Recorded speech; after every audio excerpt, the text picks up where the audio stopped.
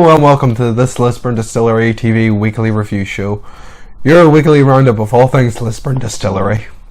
On today's show we'll be previewing the recent fixture update news, as well as hearing from the club's most recent signing, the returning Mikey Withers. We will have all the latest fixtures, updates and news.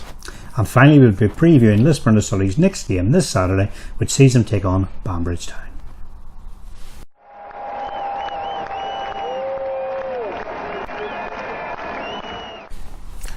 So at least now we have an updated fixtures list and a schedule to follow for the next time period. Yeah, very much so.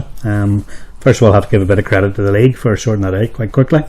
I mean, there was a bit of a panic from our viewpoint in case they were going to sort of set up games maybe about a week before they were due to have played, which would have been an absolute nightmare. It would have been an absolute nightmare, because the one thing you do not want to do as a coach is go into the changing rooms and say, players, surprise! It's not your birthday. It's a game against a non-scheduled opponent that was recently rescheduled, so happy days. No, not we are not having that. Definitely not recommended.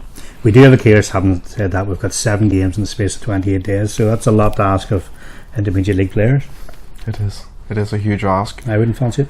And it all begins this Saturday against Banbridge in a rematch where there's vengeance and 3 points on the line. Or something like that.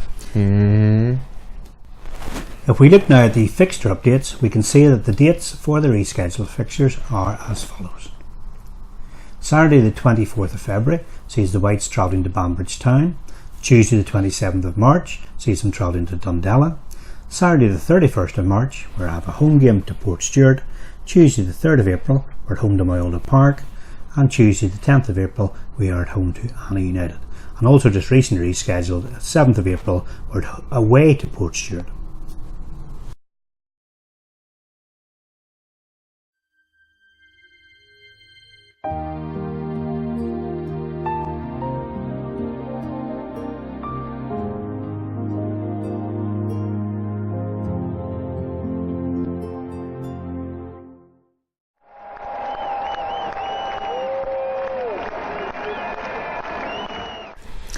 Next up in today's review show, we have an exclusive interview with recent signing Mikey Withers.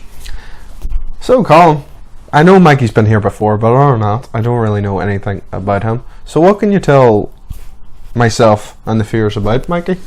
Well, if anybody doesn't know Mikey Withers, he was here, as you said, as a youth player through the academy. He broke into the first team. Supporters had a high regard for him, mainly because of his pace. He's a very, very quick player. Plays up front, knows where the net is. So he was just sort of starting to settle in, and then we were Championship 1 side at the time, and Portadown, who were a Premier League side at that stage in time, sort of knocked the door and said, look, come and sign for us, play Premier League football. And the young lad obviously couldn't say no to a certain extent, and so they made an offer they couldn't refuse. Something in those sort of ideas. And so we brought him back home, and we're not going to play him left wing back. Well, hopefully not. Hopefully not. Hopefully we'll play him up front. But hopefully he is kind of a bit of a slight knock at the moment. However, once he's fully fit, I fully expect his pace should hopefully trouble a few defences in the league. I can't wait to see that. So I'm joined today by Mikey Withers, who's returned to the club after a brief spell away. Mikey, it's great to have you back at Lisburn Distillery. It's good to be back. Good. Thinking back to your last time at the club, what's your memories of Lisburn Distillery when you played for us? It was all good memories, to be honest, because it was my childhood club. I came when I think it was the under 16s, and I came right through till I was about 20, 21, then I left to go to uni. Yeah. Then I came back from uni and I was here for a wee blip. What was it like? Can you remember making your first team debut? My first team debut, maybe not. Too far back. I'm not sure. I remember scoring in the Irish Cup against the Crews. That's probably my highlight of the career with the Whites so far. I think it's the quarter final. Okay. From the Distillery then you sort of left. We were Championship at the time. You left and you went to Portadown in the Premier League. Got a bit of experience there. How was it like playing in the Premier League? It was a good experience. I didn't feel I played as much as I wanted to. It was my aspiration to kind of be playing at that level. Okay. But I don't think I ever got enough game time, and it wasn't what I thought it was going to be at Portadown. It was a bit frustrating for you then, was it? I just wanted to play football really, and when I started a few games, came on off the bench, and it's not really what I wanted to be doing. Who did you play against? Do you remember any of the big names you played? I started against the Glentoran. I think we won 2-0 game. Started against Carrick, won 4-0. Okay. And then I came on, come off from the bench against Ballinmallard and a lot of other big teams as well. from Portadown then it was off to Money Slaying, is that right? I wasn't really enjoying my football at the time, and all my best friends were at Money Slaying, so I wanted to go and kind of just start enjoying it again. Okay, and from Money Slaying then back to Irish League, the Welders you signed for? Well, it was the championship, but I wanted to kind of go back up the levels, and got speaking with Smickers at the Welders, and I signed for them at the start of this year, and just kind of a bit through injury and not really playing enough game time and all, wasn't overly happy at the Welders myself, and then just looking to get back. And how did you come back to the Distillery? Well, I've been speaking to Mac. I think Mac was in. He contacted me a few times as well. He's persistent again that there, but he said Mac seems like a nice fella, and he got me back on board. I'm glad to be back. And what are you hoping to achieve over the next few months? Ideally promotion, but nice, it's only 6 points off the top, is it? Yeah, that's right. It's not unrealistic to go for it, but we'll see how we're going. We'll slip down to 4th there with the points drop from that's right.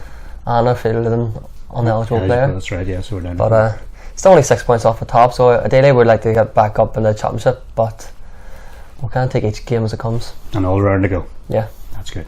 Mikey, welcome back to Lisburn Distillery. Thank you very much.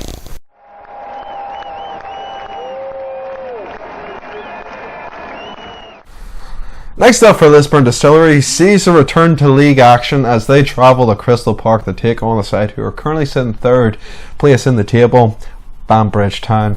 Now, Colin, this has become a really big game, a must-win game of 3 points and vengeance on the line. Very much so. We go into the game 4th, they go into the game 3rd. We need a win to sort of leapfrog in the league. They need a win to keep the gap between us, so it's definitely going to be a good game. We need redemption. We need to restore our pride after a horrible 5-2 thrashing we resolved here because of a red card and several penalties that were unjust. Well, best forgot about that game. Let's an elephant never forgets, and neither do I. That game between Banbridge Town and Lisburn Distillery takes place this Saturday. That's Saturday the 24th of February, and the good news is that as of now, Premier Intermediate League kickoffs all take place at 3 o'clock p.m.